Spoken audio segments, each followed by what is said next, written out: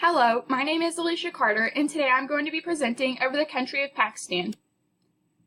First, we're going to look at the Hofstede findings in Pakistan, and I'm going to focus on particularly the masculinity, femininity, and time orientation dimensions. Masculinity in these terms means they are driven by competition, achievement, and success, while femininity means that they are driven by caring for others and quality of life. Pakistan scored a 50-50 in this dimension, meaning that they do not prefer one over the other. The reasoning behind this is because as a collectivist culture, they are driven by caring for others and building relationships, but as they are trying to grow as a country, they are shifting towards masculinity. I am now going to take a second to compare Pakistan with some of its neighboring countries. I will be doing this because at one point in time, Pakistan and India were one country, so it may help to see how Pakistan's culture has changed over the years. As you can see in the map, the surrounding countries of Pakistan are India, China, and Iran. China and India, which slightly favor masculinity, and Iran, which slightly favors femininity. With this being said, we can see that Pakistan has shifted since they gained independence from the British Empire. Now let's take a look at the time orientation. Long-term orientation means that they are focused on the future and willing to delay short-term success or gratification to prepare for the future, while short-term orientation means that they are focused on the past and present and that they value traditions and social obligation. Pakistan again scored a 50-50 in this dimension. Again, looking at the neighboring countries, China and India have a high long-term orientation, while Iran has a very low long-term orientation. So what is the reasoning behind this 50-50 score? Well, Pakistan still carries many of the customs and traditions they did when they were still a part of the British Empire. This would give them a slightly past orientation. But as they are trying to grow as a country, they are trying to prepare for the future, which would make them future-oriented. Next, we are going to take a look at the major industries in Pakistan. The top two industries in Pakistan are the cotton textile production and apparel manufacturing industries. Between these two industries alone, this makes up 66% of the merchandising exports and 40% of the employment labor forces. Some other major industries in Pakistan are tobacco, cement, sugar, steel, and machinery. While Pakistan is doing well in the cotton textile industry, they do have a major potential threat towards this industry. This threat is climate change. Pakistan blames climate change because of the monsoon rains that happened in May and June of 2015.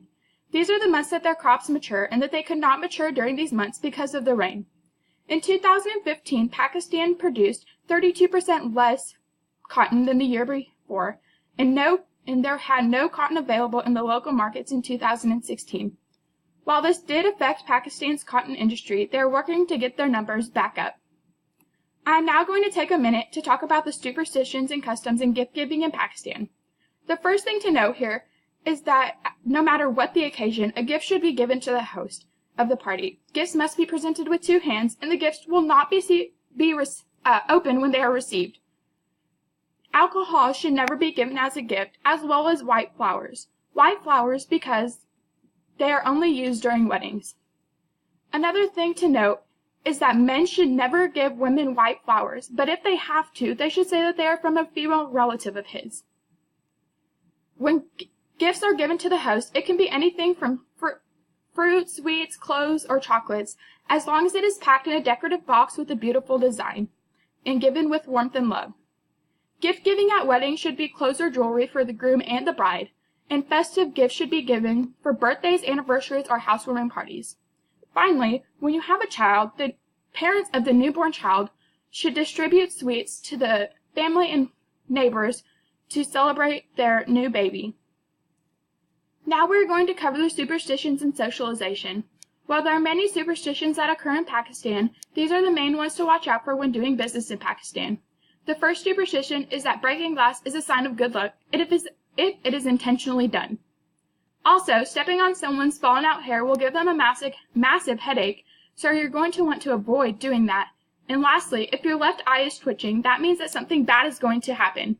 A way to avoid this is to avoid stress. The final thing that I will be covering is the customs and socialization in business. The most important thing to note is that greetings are often between members of the same sex. When men meet one another, they will shake hands, and once they get to build a relationship, they may even hug. Women, on the other hand, will hug and kiss on the cheek when greeting one another. The business attire in Pakistan for men is a jacket, tie, and trousers, and for a woman is a loose, long top covering their arms, a long skirt, and a headscarf is optional. Pakistan prefer to work with people that they know and trust, and will take time to get to build a relationship before working with you. This comes to the end of my presentation. Thank you for watching, and please feel free to ask any questions.